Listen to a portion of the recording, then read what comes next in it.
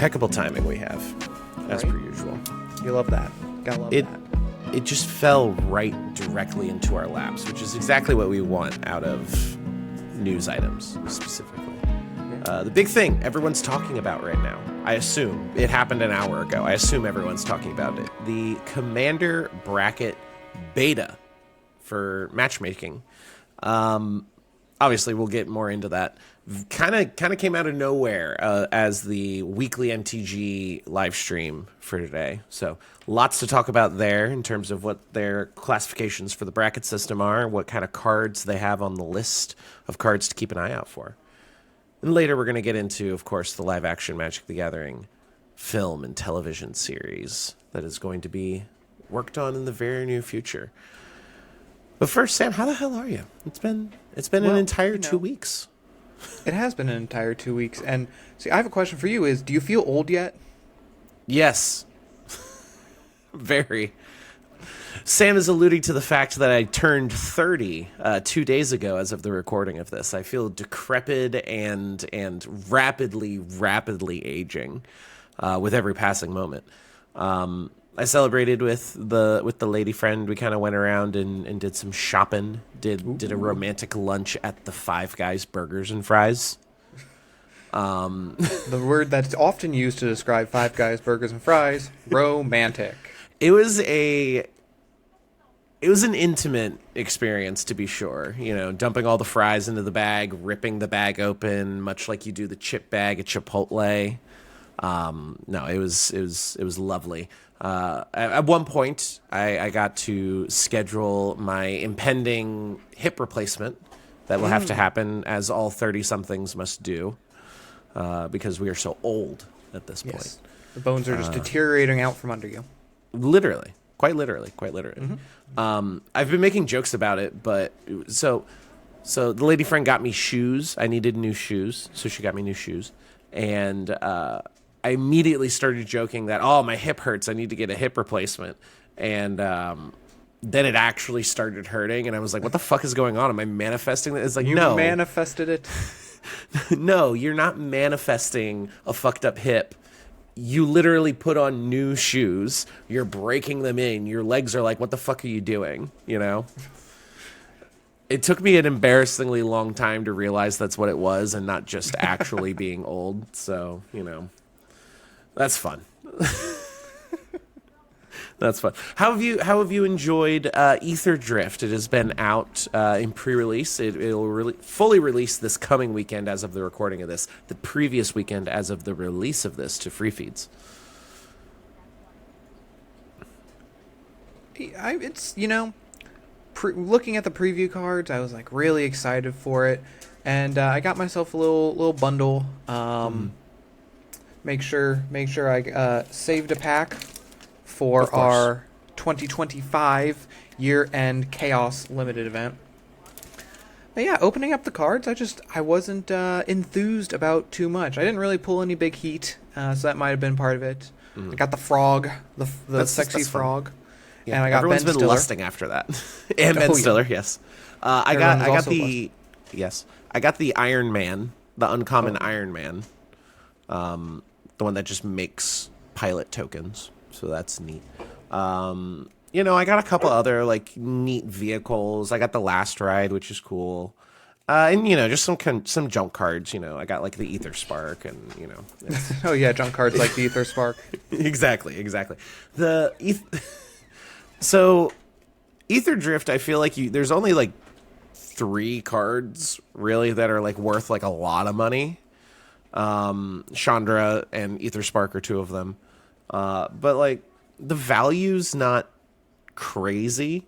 The playability though, I feel is much better than I was expecting. I was worried that the speed mechanic and the exhaust, start your engine, all that kind of stuff was going to be very niche to a limited environment, a pre-release environment for the set. But I was pleasantly surprised by just the general power level of a lot of the cards. And even though they have these weird specific to Ether Drift mechanics on them, I don't imagine we're going to be in a situation where it's do I really want to play Oh, that one Midnight Hunt Crimson Vow, the white card that was a creature that everyone had to track day night for because it was actually like kind of decent. Oh, But it was like the only one you would run. I don't think any of the mechanics are going to be quite that annoying. that's true. Keeping track of your max speed is one thing, but once you Yeah, I hit think max with speed, max you can't speed, get it's rid going to of be it. one of those where it's like, yeah, it's just remembering to tick it up while you're going there. Yeah. And among the cards that it's like, oh, would I want to play this that have start your engines on it? Unless you're in a, you're dedicating yourself or your commander has it on it, you're probably not caring too much about those cards. I think the exhaust mechanic is going to be more useful in eternal formats like commander, because oftentimes there's some decent mechanics on those cards, and you could also just play. There's a goblin, a red goblin that basically has Goro Goro's abilities, and if you're not running Goro Goro as commander, you may not get to activate those abilities anyway. So if you get that card down and you get to activate it once, it's still kind of cool. Absolutely. Yeah, there's another goblin as well that's got like the goblin anthem on it, and then at max speed it's a mana dork for like a ton of mana, Yes. equal to the number of goblins you control. I feel like that one's going to be completely dynamite, like must include for basically any goblin deck going forward. There was a lot of good cards for obviously standard, but surprisingly some good cards for modern as well, from what I've been able to tell. Some like 4 and 5 mana board wipes that have cycling 2 on them. Yeah. So like that, and the 1 mana shark. I can't remember the name of it. I'm talking about the red shark. It's 1 mana. It's got we're not standard or modern players on this podcast. This podcast, of course, being the Duels and Mana Dorks podcast, a D&D and Magic the Gathering podcast. I am Connor. And I'm Sam. And we are the Dungeon Bros, but we are not brothers. Nor are we in a dungeon. No, we are not. I almost completely forgot to do that intro entirely. I thought the segue was great into that. It was a segue. it was a very Paul Blartian segue in a lot of ways. Wasn't expecting to make a Paul Blart reference today, but No one ever such expects is a life. Paul Blart reference. No, not at all. But we already talked about the things we're talking about. We're going to be getting into the commander bracket system announced by Gavin Verhey, as well as the live action TV and movies that we're going to be getting in the universe of Magic the Gathering. We're working on scheduling the recording time for our Ether Drift set review, which is looking like it's going to be a little ways off of the release. I was sick and I was sick and Wyatt was very busy, so we still haven't gotten around to doing that, but that'll be coming up very, very soon. Gen Con, the badge registration has just opened up for those of you that are going to Gen Con, a very exciting time. Sam may or may not be able to go this year, which is sad, but I will be going. I've already secured my badge, so we're in it. We're ready. And then, of course, the Duels and Mana Dorks podcast. It's on Patreon, patreon.com/the Dungeon Bros. You can join us for free to get your questions, comments, concerns, thoughts, ideas, anything you got. Get it read on the show. Get it answered on the show. If you got a cue for us to A, if you will. You can join us at the $5 tier to get early ad-free access to the podcast on Wednesdays, or you can get it on free feeds the following Monday. $15 to have your name read at the end of the show, which we will do later, and not right now. Even though Brandon's cool, but Pretty cool. he is pretty cool. He's a cool dude. We really like him. And, of course, you can get the podcast on your preferred podcasting service. You don't have to use Patreon. Patreon kind of sucks for actually, playing media. As I've learned, I have subscribed to several Patreons. But you can, of course, get Apple, Spotify, YouTube Music on the YouTube channel. Follow us on all the socials, whatever. But we're going to get into the upcoming Magic the Gathering releases. Sam, what do you got? First up, we have Aether Drift, which, as we have talked about much up to this point in this very podcast, actually releases on February 14th. Happy Valentine's Day. Then after that, we'll have Tarkir Dragonstorm. That will be releasing on April 11th. Of course, we don't have time to think about Dragonstorm No, when not at all. Final Fantasy Universes Beyond is coming up on June 13th. Just gonna skip right over Dragonstorm and think about the previews for Final Fantasy. That's Yeah. I guess 'cause what we're doing. For those of you that don't know what he is referencing, it is the weekly MTG, the live stream that they do every week to talk about Magic the Gathering through Wizards of the Coast. Next week is going to be about the Final Fantasy Universes Beyond, and not Tarkir Dragonstorm. So, Nope. I guess we're who gives a shit about the in-universe stuff, right? Right? Well, back to in-universe stuff. During Gen Con, of course, the Edge of Eternities standard, the standard set for the standard rotation of the year will be coming out on August 1st. Then, towards the end of the year, Spider-Man Universes Beyond. That'll be coming at some point. Who knows? Who knows? And then, speaking of who knows, an unannounced Universes Beyond will be coming who knows when at the end of the year. At some point, probably. That'd be really weird if it didn't. I'm still a little bit perturbed that our return to Lorwyn, we're not going to be ending the year on an in-universe Magic set. We might get a surprise like Foundations like thing, where it's not really like a standard. Yeah. Well, I mean, Foundations is a standard set, but not like a standard set. You know what I mean? Anyway. We had theorized in a previous episode with some rather good evidence that it might be a Avatar: The Last Airbender Universes Beyond, which is pretty cool. It'd be cool if it was. I'm not entirely convinced because I don't know if there would be enough for like a full set for Avatar: The Last Airbender, but you know. Anyway, let's get into the meat for today.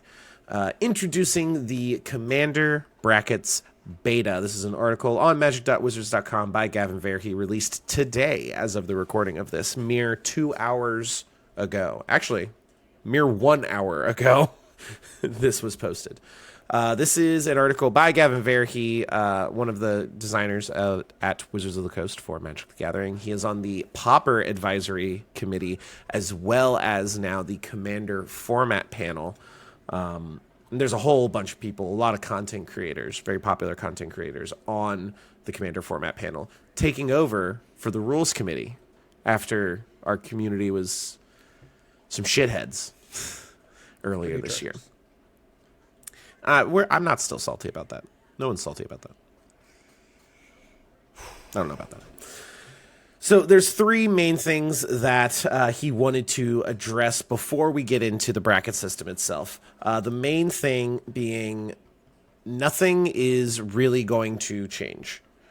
This is just another way to describe decks. This is not like a strict adherence rule system that you have to abide by for the bracket system. Rule 0 conversations still exist. Power level can't. This is effectively trying to replace the power level scale, but that will still have a place, and a lot of people will still understand that. Second, this system will not be able to replace bad actors in the community. So if someone's willing to lie to you and try and play mismatched commander decks, this or any other system of Rule 0 is not going to stop those people. So this is not intended to try and stop those people. And lastly, this is a beta test. This is just their first draft, effectively, and they want to present it to the community to implement themselves, as well as just kind of play around with and give feedback on, which they will be taking feedback in all of the normal ways, social media, and all of that. They did say that they are working with Scryfall, Moxfield, and Architect to implement some features to help describe the bracket tier of a deck. Like if you build a deck on Moxfield and you add your cards to it, I believe as of today or tomorrow, it will be able to tell you what bracket you would be in based on the types of cards in the deck as well. Before we even get into the brackets themselves, Sam, I feel like this is a very reasonable expectation to be setting of the community. But it also, I feel like, does call into question why even bother doing it. Yeah, this is just another way that many people over the years have tried to give numbers to effectively, qualitative statements. Hmm. And Gavin is absolutely right. The nothing will change for most people when this if this system becomes official. Your play group, your individual play group, probably already knows what you're doing. Number two, they can't stop bad actors. No one can. And I think I watch a decent amount of commander content, and I've heard it said several times where somebody asks, "Oh, do you want me to cut my deck?" And the other person replies, "No, on this show, if you really need to stack your deck to get the win, you got something worse going on for you, and I'm just going to let that happen." Yeah. But it's he is, like I said, he is 100% correct with his 3 points up front, and yeah, it does kind of ask the question, why are we putting energy into making this? I don't know. It's another way to have a conversation, and some Yes. people use it, some people won't. Absolutely. He even mentioned on the weekly MTG show that a lot of people, like, if you're only playing with your friends and like your local game store, like you don't go to conventions, then there may be a reality where you have no idea that this is a thing that's even happening and absolutely no need to know that this is happening. One other note, for those of you that are going to MagicCon Chicago, this will be a great opportunity to try out the bracket system. He suggested trying to bring decks of the various bracket tiers with you to MagicCon, and they'll be taking a lot of feedback at that convention as well. But yes, let's get into the actual bracket system. There are 5 total commander brackets, with brackets 1, 2, and 3 to be your more social play, casual decks, and then tier 4 and 5 are based for higher power or competitive Magic.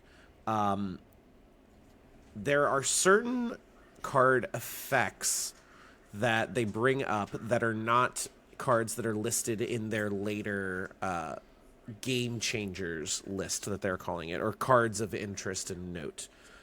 Those mechanics are mass land denial, extra turns, sometimes chaining extra turns specifically, 2-card infinite combos, and tutors specifically.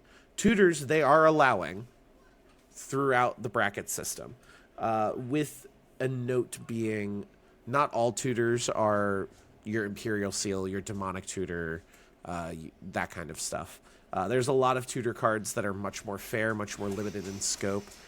Brought up things like Imperial Recruiter, Gamble, where you have a chance to lose the card, Entomb, Involving Buried wild. Alive, Evolving Wilds, yes. He did call out Evolving Wilds, specifically because things that are tutoring for lands are okay. So fetch lands, totally fine.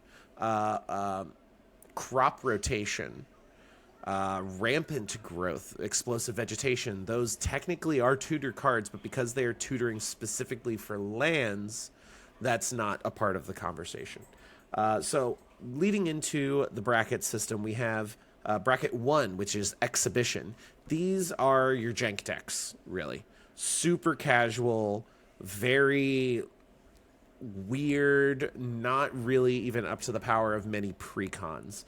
The requirements are there can be no mass land denial or extra turns, no 2-card infinite combos, no game changer cards, and have very few tutors.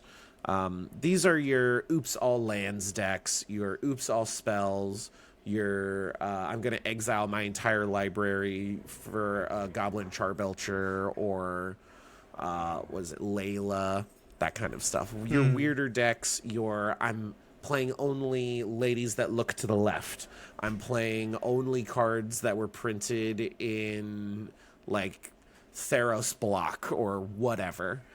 Super, super low power decks. The next casual tier is tier 2, which is your core deck. the average current pre-constructed deck power level. Now, some pre-constructed decks do technically fall into tier 3 because they include game changer cards. They use precons as a way to reprint things like Jessica's Will, which is on the list. But this also has no mass land denial, no chaining extra turns. So you are allowed to play extra turn spells, but no way to repeatedly cast them or just go through and do 20-minute turns. No 2-card infinite combos, no game changers, and still staying very few tutors. This is a more basic deck, not a weird thing that's just got an interesting theme, but actually has like a strategy to it. And then lastly, you have tier 3, which they call upgraded, beyond the strength of an average precon deck. So this still has no mass land denial, no chaining extra turns. You are allowed 2-card infinite combos if they are combos that can be played later in the game and not very early, turn 1, 2, 3, 4. And you are allowed up to 3 cards from the Game Changers list as well. Sam, I feel like 3 tiers for social is just getting super granular. Like, the difference between tier 1 and tier 2 is very nebulous in a lot of ways. What do you make of the social tiers for those first 3? Yeah, when it comes down to it, it's also amorphous, you know. I can easily see a core deck, you know, something that would be considered a core deck, very easily beating an upgraded deck. Because, you know, I've seen that happen in my own playgroup plenty of times, where we have a couple of precons and a couple of, you know, just the table happens to play in a certain way that precon just runs the table, you know. And so I'm sure that most of the time, if people are using this, this will be kind of the it's a 7. It's a 2 or a 3. It's a 2 or a 3. You know. Oh, I'm a 2. I don't have any game changers in here. Yeah. But I'm running like super synergistic cards, and like I'm building a freaking Krenko Mob Boss deck that's like decked out to the nines, but I don't have anything on the game changer list, so it's tier 2. You know. And it's like that that deck will I don't have that Kiki I don't have the Kiki Jiki combo in here, so there's nothing to worry about. Fun fact. If you're tier 3, you can run the Kiki Jiki combo. You can run the Kiki Jiki. You can run Sanguine Blood. And if you include Kiki Jiki, but it's not infinite Kiki Jiki, you're just actually using it to create token copies of things, then it is not a tier 3 deck. Yeah, I feel like it's just super arbitrary where it's choosing to lay its stops. I do have to say I like the brackets. I feel like are just a means to create a game changers list. And I think that list is much more useful to the average player and the average like casual game than these tiers will ever be. If you're going to conventions a lot, if you're going to tournaments, I mean, obviously, if you're going to a tournament, then you're going to be playing tier 5. But if you're going to conventions, I think this is a great like shorthand to help describe where you are at. But the blur between tiers 2 to 4, like the swing is massive, while also technically being very granular in the distinctions between them. Tier 1 is obviously just like you're fucking around. It's the meme deck, you know. All right, so let's move the last 2 brackets, tier 4 and tier 5, have the same level of restrictions, which is none. There's no restrictions in terms of cards you can play other than the ban list. No restriction on game changer cards, no restriction on infinite combos, nothing like that. The difference comes into the minutia behind why you're building the deck the way you are. Like, Tier 4 is you have a commander and you've built the best version of that commander that you possibly can using any cards, Rhystic Study, Tutors out the wazoo, Ancient Tomb, Fast Mana, all that. Whereas CEDH, you're taking into account metagame, you're taking out you're taking into account the very competitive nature of it, running a lot of free counter spells, running a lot of hate for specific types of cards, all of that. So the goals of those are separate. Basically, the CEDH just need to have its own tier at the top, which I imagine is what this is. But I feel like a lot of our decks fall into that tier 4 of just like super tuned. Like we obviously play a lot of proxies. The best mana bases we can assemble, the best combos, the best synergy pieces, all of that tutors. I feel like the real it's difficult to quantify because 4 and 5, it's basically the exact same tier, except your intent with the deck is different, and that's it. And then 1 to 3, your intent is the same, but the restrictions are all different. And then 2 to 4, the outcome can be the same, but having just this wide swing in card inclusions. And because of that, I feel like the 5 brackets are really just like a sliding scale. Like I don't even think the brackets encapsulate what they're trying to encapsulate, you know? It's really... So this is something I noticed. We recently we played a game on Spell Table. And as I was waiting for the invite link, I was looking at the Spell Table homepage, and I noticed that there were, plenty of open pods that were like, Commander, but this. Commander, no mocks. Commander mocks. Commander, no proxies. And I feel that, like you said, it's a sliding scale where there's definitely people out there who want to play super optimized decks, but still no land destruction, because like that's not fun for anybody, we play super battle cruiser or something like that, just big creatures swinging out. So it's like, yeah, this helps with a very particular kind of game you're looking for, which is just a game to play the game, not a game necessarily that you're intent on playing, right? Because there are, like you said, some very optimized decks out there that can still be folded to, one card. Yeah. I want to harken back to this last Gen Con. I sat down and I played a game with our friend Lincoln and 2 strangers. I ended up playing my Yaris Roar the Old Gods face down deck. I would consider that probably I think technically it would be tier 3 because I don't have I don't think I have 3 game changer cards in there because it's red. Yeah, it's red green and I'm not running like Moxes so it would technically be tier 3. But with the intent and design of a tier 4 deck, which is also kind of like where, like, for one, that's one of the major blurs in and of itself. Like, it falls into the restrictions of tier 3, but then, anyway, it's a highly optimized deck, and Lincoln was playing one of my decks, which is, I believe he was playing my Narset Enlightened Exile deck, and that one is decidedly tier 4, not quite tier 5, but decidedly tier 4. Bracket 4, sorry. We're using brackets, not tiers. Brackets. And then one of them was the group hug deck from Bloomborough, the Precon. And that deck ended up winning. So it all comes down to the individual players, and it comes down to the specific game scenarios that you find yourself in. Do you have anything you want to say about the 5 brackets before we get into what I think is the much more interesting list, which is the Game Changers list?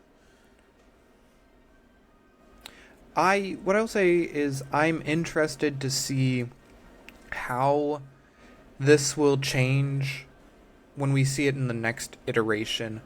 Right now, this does the 5 categorizations they've given us feel very first draft. I'm sure that the what is it now, the commander format panel, the CFP. I'm sure the CFP has spent many an hour thinking about this, but when it comes down to it, it still looks very first drafty. So I'll be very excited, not excited, but interested to see how it changes between now and sounds like MagicCon Chicago is going to be kind of one of their big testing points. So they'll probably put out something in a couple weeks. I believe he said the next major update they would be looking for would be April. So like 6 to 8 weeks, just to let it like marinate a little bit, gather 6 to 8 weeks. Feedback. So, all right. Yeah, I will be very interested in that. I am too. The Game Changers list. He mentions in his article the Game Changer list as being a tool for them to soft ban a card. So not like outright ban cards, but to like nudge them around so they don't need a ban. And though these cards are cards that they would look at if they were to ban something, that this is not like this is a like preview of cards that will be banned. Like most of these, if not all of them, will not catch a ban, I think.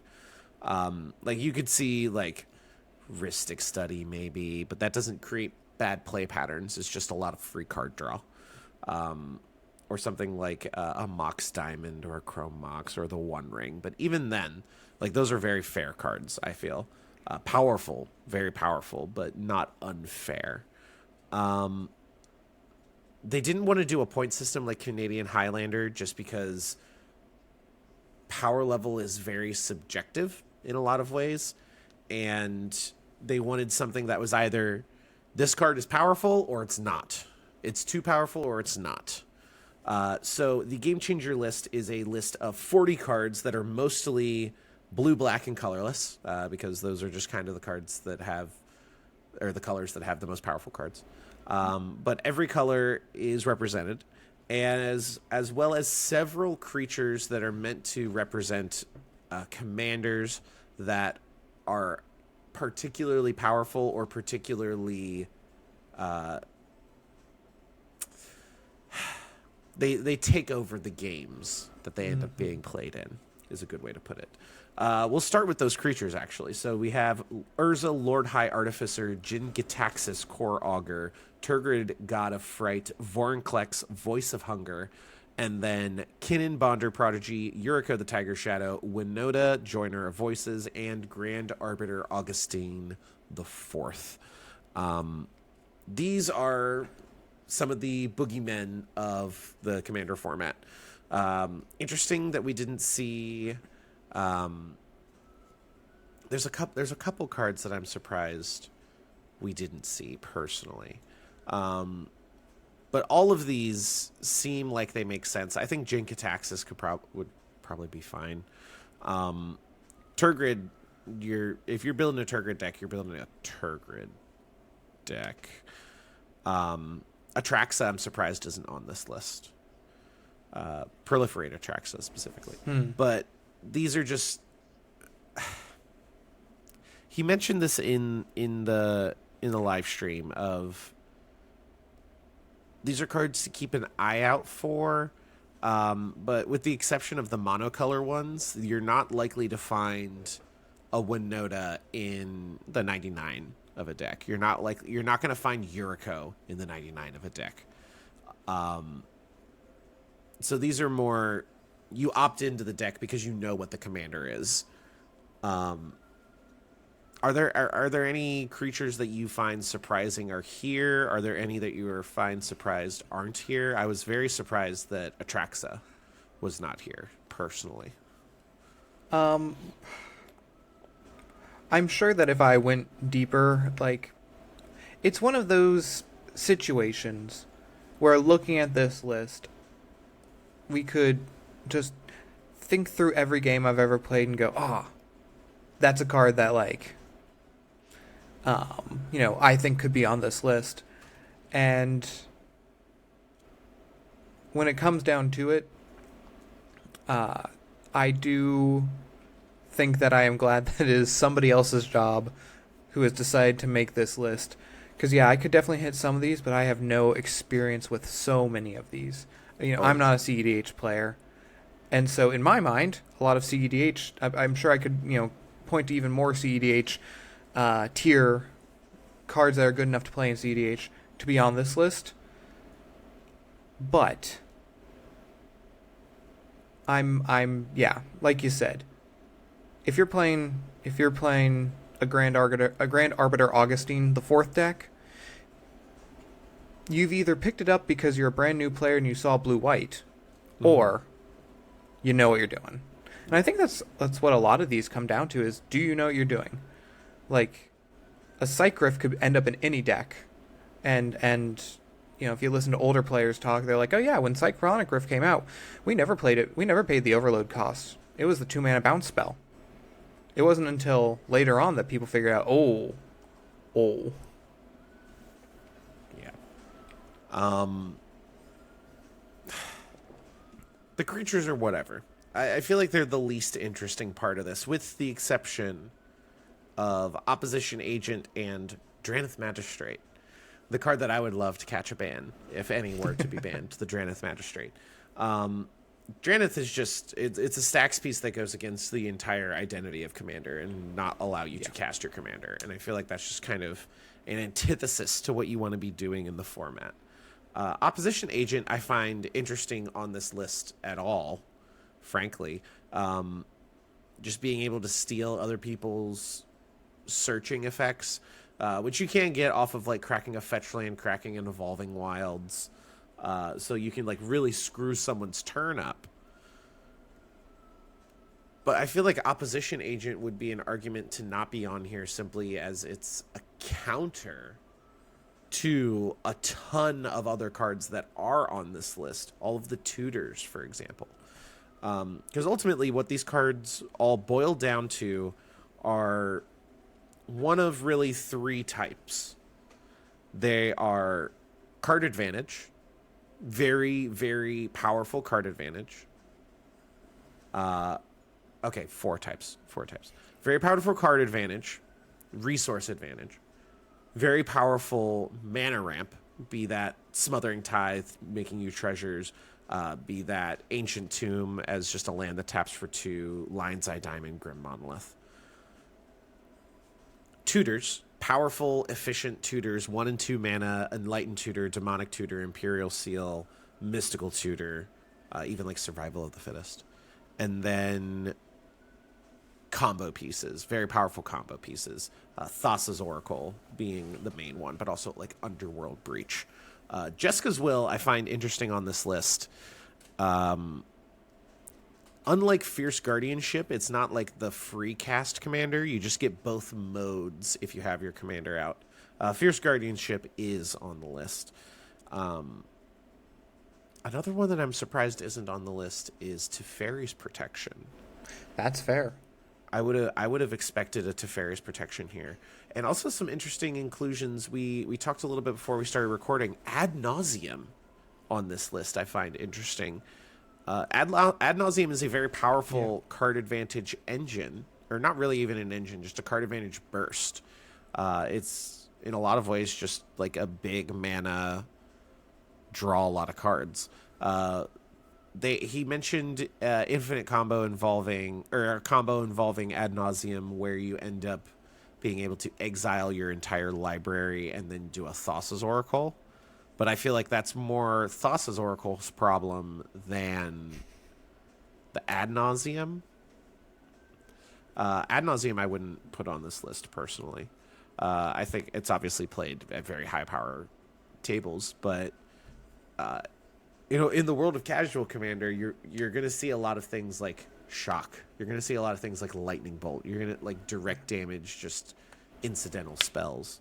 So I feel like Ad Nauseam is just easier to deal with and just take a player out before they can even cast those spells. What is your take? Because I think they really fall into those 4 categories plus the creatures that are just powerful commanders that you need to know what you're doing. What cards stand out to you? Is there anything that you think is glaringly missing Do you think there's any categories of cards that should be on here? I think that overall, the categories you put out were pretty sensible. You can make some other arguments for very powerful reanimation spells like reanimate. That one in particular just got points in Canadian Highlander. But I think what's interesting is how having this list, and again, adherence to this concept, will change new players' perspective of the game. Game changers, like I mentioned, in a tier 3, you can have 3 of them in there. But that kind of makes them boogeymen almost, like, you go sit down at some convention, and you're like, oh well, I have 2 game changers, I have 3 game changers in here, and everybody else doesn't. For example, do people now look at you like, oh, gotta take them out? They have the game changers. They have the Bolas Citadel. They're the Bolas. Oh, they got Vampiric Tutor in there. They're just going to get their best thing. And that being said, a lot of these are useless if you don't know what you're doing, right? Yeah. You can Vampiric Tutor. And if you don't Vampiric Tutor for the right thing, well, it's just a waste of time. You can play Jessica's Will, but if you already have no cards in hand and you exile 3 lands off the top, oh great, you just mana burn for 7. Yeah, mana burn for 7. Yeah, I think what I find interesting is that it's not all of these cards are created equal in a lot of ways. I'm going to look a lot different. I'm going to feel like a deck. Let's say this theoretical tier 3 deck. Okay, you've got 3 game changers in it. One that includes Ad Nauseam, Thassa's Oracle, Underworld Breach is going to be perceived way differently than one that includes Cyclonic Rift, Jessica's Will, the One Ring. Mm-hmm. Like, obviously I'm trying to play to like combo versus just kind of generically good things. But not all of these are created equal at all. Like, the fact that Smothering Tithe is here, I find very surprising. The fact that Trouble in Pairs is here, I find very surprising. It really does come down to how these are played in tandem with one another that makes them egregiously powerful.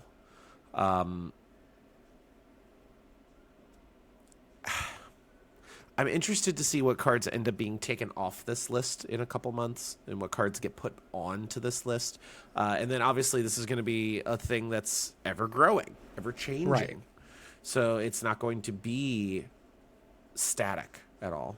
Another notable one, where's the Necrodominance? Where's Necropotence? Right. I feel like that's just as good, if not better, than Bolas' Citadel, which is on the list. And it's all going to be under question depending on who you are, what you think about, what you care about. Do you have anything else you want to say about the I was just noticing little cards. Yeah, some cards that I just kind of thought of. We have Fierce Guardianship, but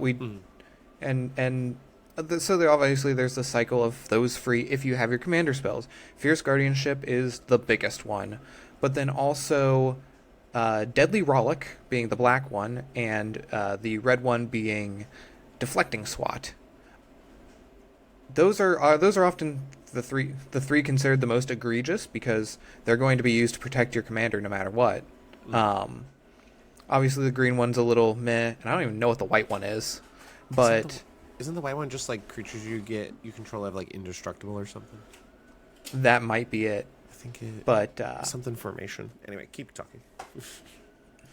I feel like I'm a little surprised that Deflecting Swat and Deadly Rollick didn't also make it on the list, but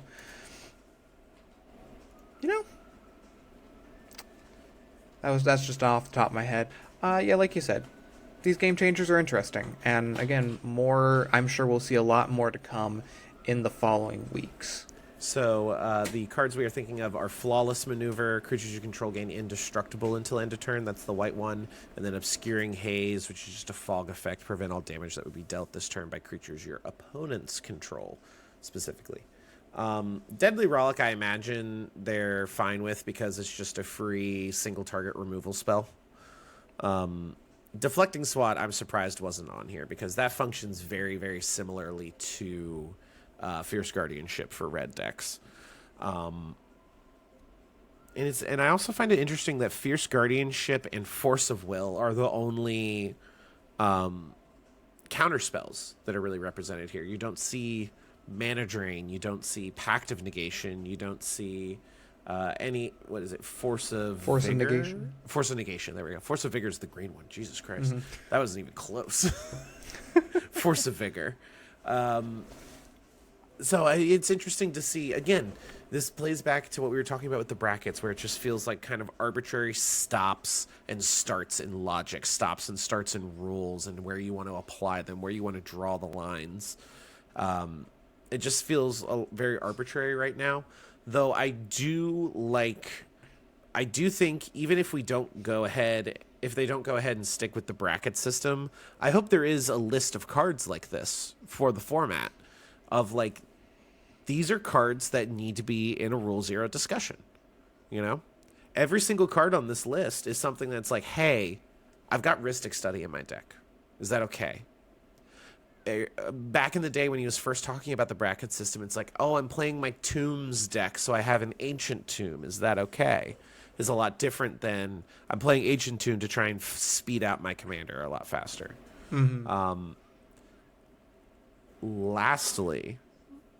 Lastly, okay. Anything else you want to say about the list of cards? I'm good. I think I'm good as well. The last thing I want to bring up before we kind of wrap this story up, there's the Q&A at the bottom. He goes into details about why certain cards were placed onto this list, and then answers some questions that they are expecting. The first one, and I think the most important, is why isn't Sol Ring on the list? Sol Ring functions very similar next to cards like Mana Vault and Grim Monolith. Mana Vault more than Grim Monolith. And they say the truth is that it's Sol Ring, so it won't be put on the list. It's iconic to Commander. They put it in every precon. It just is what it is, and they're not going to get rid of it, which I'm not surprised by. But would you want Sol Ring on a Game Changers list, a discussion list of cards? Because I'm not entirely convinced I would. It's always an interesting question with Sol Ring, and you mentioned back when they first talked about this, you know, even before that. Sorry, when the initial inciting incident, the ban of Nadu, Dockside, help me out here. Nadu, Dockside, Mana Crypt, and Lotus. Yes. Jeweled Lotus, thank you. When that banning came down, Jim Lafarge wrote an article talking about how these particular cards, while nothing was inherently wrong with them, they were just the ultimate culprits of taking Commander games, and instead of making them interesting and diverse games, they just ramped out to one thing and ended the game often too quickly. And in that, they said, well, we don't want to stop this all the time. We just want it to be an exciting and unique experience when it happens. And Sol Ring is one of the lowest cost to deck building, the lowest cost monetarily, and the easiest to make that happen cards out there. And I do enjoy that sometimes. You know, we all enjoy that sometimes. So I know that Sol Ring, it often does catch flack from a lot of players, but I like Sol Ring. In the end, I like Sol Ring, and when I get a turn 1 Sol Ring, It feels good. Even if I don't win that game, it feels good. It feels good. And there are a few things that I can confirm in this world then. I like feeling good. So, one more thing. One more thing. We mentioned this at the top. They are integrating some of this information into deck building tools with Architect and Moxfield, as well as Scryfall. If you look at Scryfall right now, I searched up Jessica's Will on Scryfall, where it has the legality. It says Commander. It says legal/GC, so it denotes that it's on the Game Changer list, and then underneath it says on the Commander Game Changer list. So just another tool to use. I'm glad that this announcement coincided with those tools, so that people can jump right in and work within this bracket beta system. If you have any questions, you can go to the official Commander channel on the Magic the Gathering Discord to post questions there that they will do their best to answer. Do you have any final thoughts about the bracket system and the Game Changer list, Sam?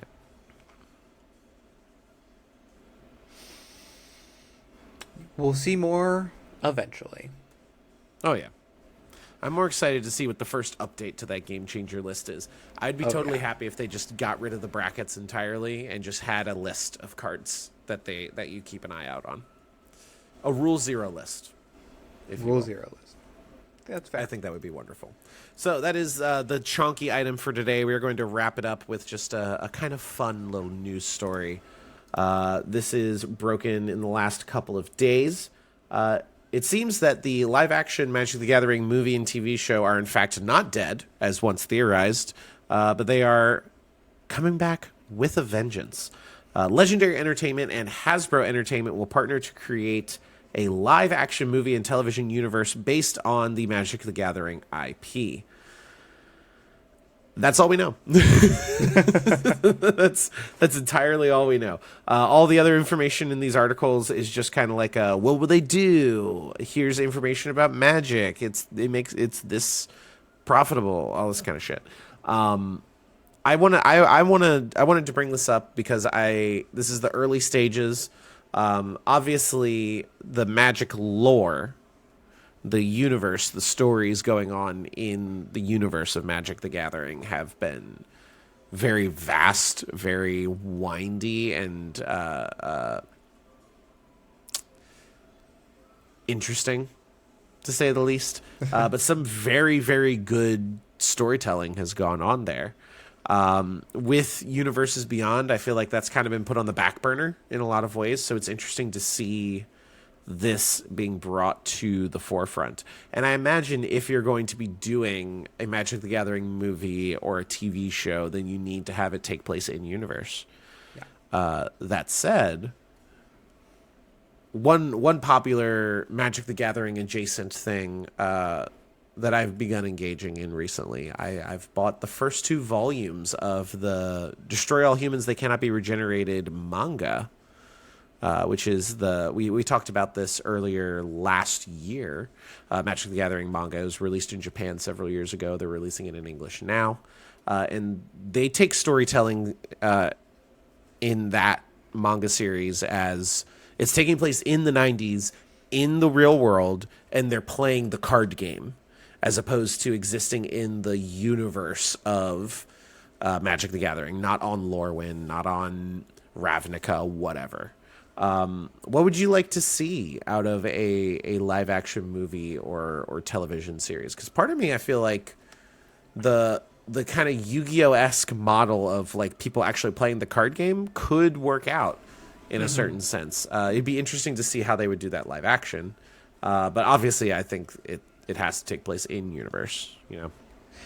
Yeah, I want to, I think back to a couple years ago now, D&D Honor Among Thieves. Mm-hmm. When that came out, they did a movie in the game, within the world of D&D, and the characters were acting in a way that a player character might.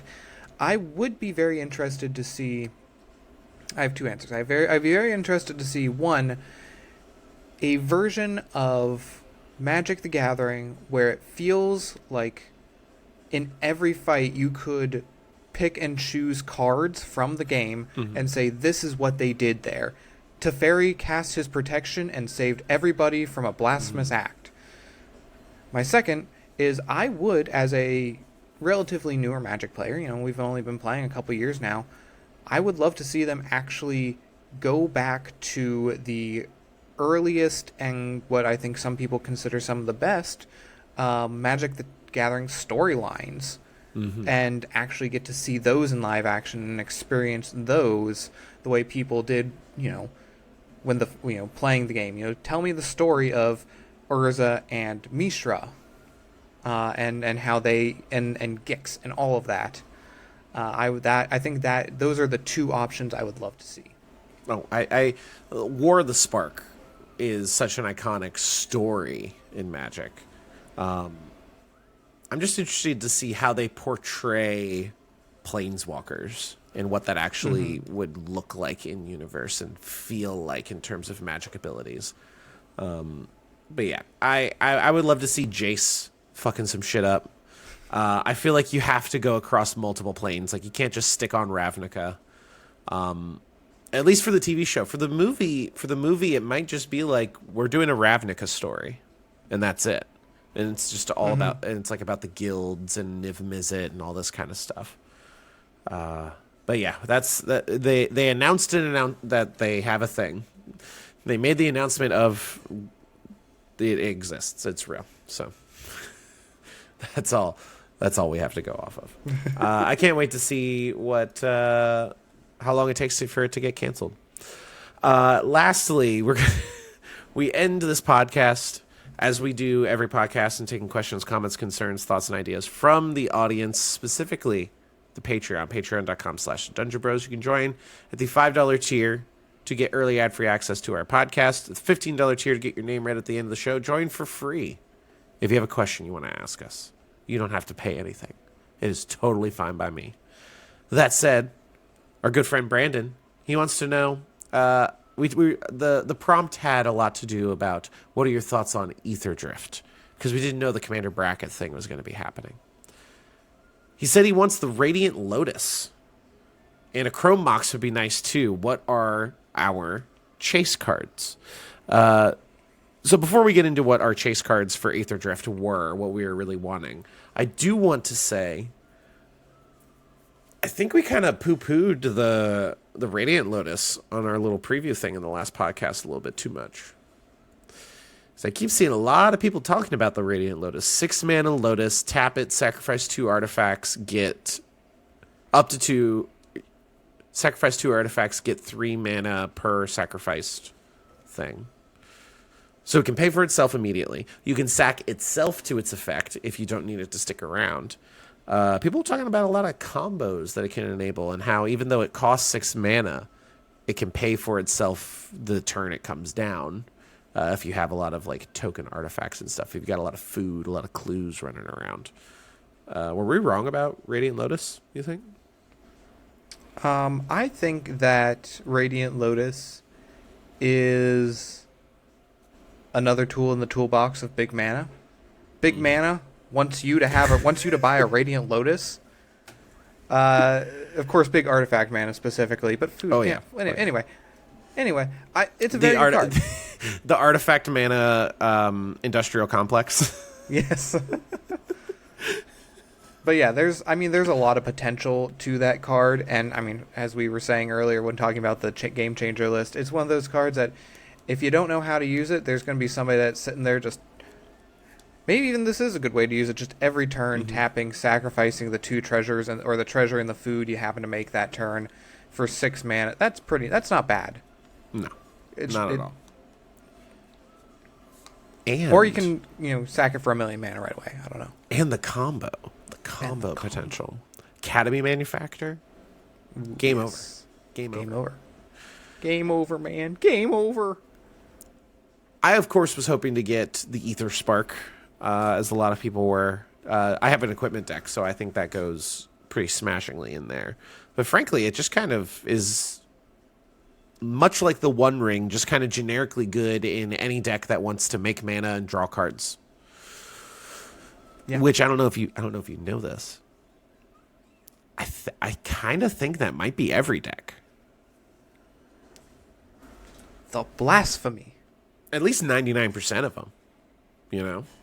I'm One card that I was hoping to get that I didn't. I was hoping to get more of the Verge lands. I got one as my pre-release kit card, the promo pre-release card. The other one was the Last Ride, which I think is a really cool design and a take on that other 1-mana card. I can't remember the names of cards today. My goodness. The one that I was looking forward to getting that I wasn't able to get there was Ketramos, the Orzhov god, the one that's power and toughness is based on exile, number of cards in exile. You can do some shenanigans with that. It seems very, very powerful. And I didn't really get any like alt art stuff. I got one. It was the Bloodhound one, and it looked like Goofy and Mad Maxian, but you know. That's it. I mean, obviously, I didn't get a booster box, so I wasn't able to get a box topper. Chrome Mox was out of our reach, at least my reach. But yeah, same. Let's see. So one card that I was kind of hoping for is a card that I would get and never use. Not because it's too good, it's just because it doesn't go in a lot of decks that I would build. It's March of the World Ooze. It's an enchantment that turns all of your things into 6/6 oozes and creates 3/3 elephants that then become 6/6 oozes. The other one that I only kind of recently started thinking about, and I happened to pull it, was it was the blue-white, Manticore, I think?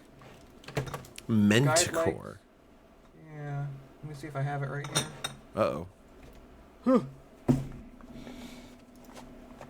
Show me the frog, not the frog. Anyway, it's a blue-white legendary artifact creature that when you have max speed allows you to pay 1 to copy any artifact spells you cast.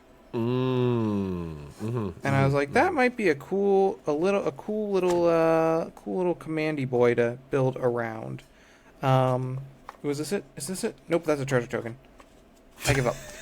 Anyway, those are the ones that I was kind of thinking about.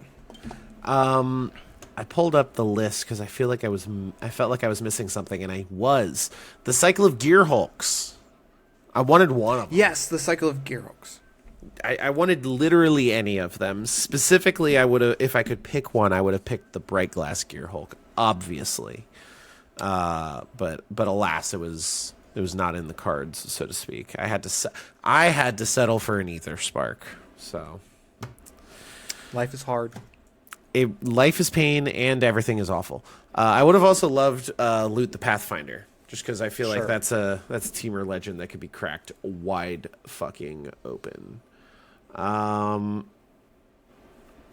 I could just scroll on Scryfall lists of cards forever and ever and ever, I think. Anyway, that's not what this podcast is. This is the Duels and Manadorks podcast, where we go over the news and the goings-on in D&D and Magic the Gathering every other week. You can get us podcast services around the globe. Apple, Spotify, YouTube Music, the YouTube channel for the video podcast, the Patreon, which you can join for free to ask questions, have them read on the show. $5 tier gets you early ad-free access. $15, get your name read at the end of the show, which we will now do. Thank you, Brandon Vole, as always. Thank you. You're wonderful. Big kiss. Big kiss. Sam, do you have anything going on before we see each other next, which should hopefully be soon? We still need to record our set review for Ether Drift with one typical Gemini. Schedules are being very tough right now. I don't think I have too much going on. I just probably gonna play some more Magic. Probably. It's gonna be a good time. So I found out, friendly local game store, the Comic Book World in Florence, Kentucky, one that we have frequented on several occasions. Friday Night Magic, they do Commander nights every Friday. Oh, very good. 6:30. Recently found out my swim practices on Friday night might be ending a little bit earlier. Used to be 6:30 was when we were done. Now I might be done at like 6:15, 6 o'clock. Who knows? I might be Viral. going to Friday Night Magic. That'd be pretty cool. I'd be thrilled. I'd be thrilled, frankly. But that is all the time we have for today on this, the Lord's 82nd episode of the Duels and Mana Dorks podcast. We love you very much, and as always,